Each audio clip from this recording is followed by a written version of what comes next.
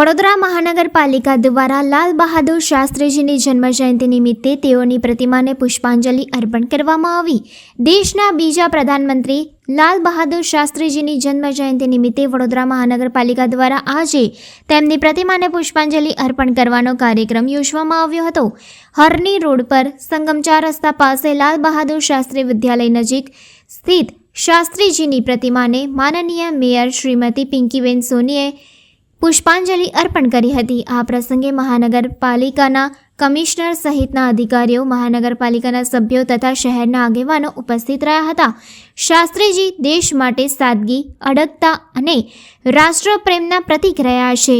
જય જવાન જય કિસાન જેવા તેમના અમર સૂત્રએ સમગ્ર દેશને પ્રેરણા આપી હતી। આજના યુગમાં પણ તેમના આદર્શો અને જીવન મૂલ્યો જનમાનસ માટે માર્ગદર્શક છે। ન માત્ર પોતાના માટે પણ સમગ્ર દુનિયા માટે શાંતિ અને શાંતિપૂર્ણ વિકાસમાં વિશ્વાસ કરીએ છીએ, જે વિચાર લાલ બહાદુર શાસ્ત્રીજીનો। તો સાથે સાથે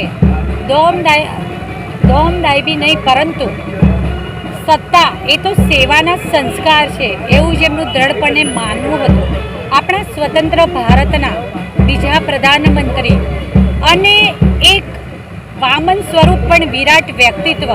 શું કદી તમે કોઈ એવું વ્યક્તિત્વ જોયું છે જે પોતાના બાલ્યાવસ્થામાં સ્કૂલે જવા માટે ગંગા નદીમાં તરીને જાય, કેમ કે એમની પાસે હોડીમાં જવાના પૈસા ન હતા?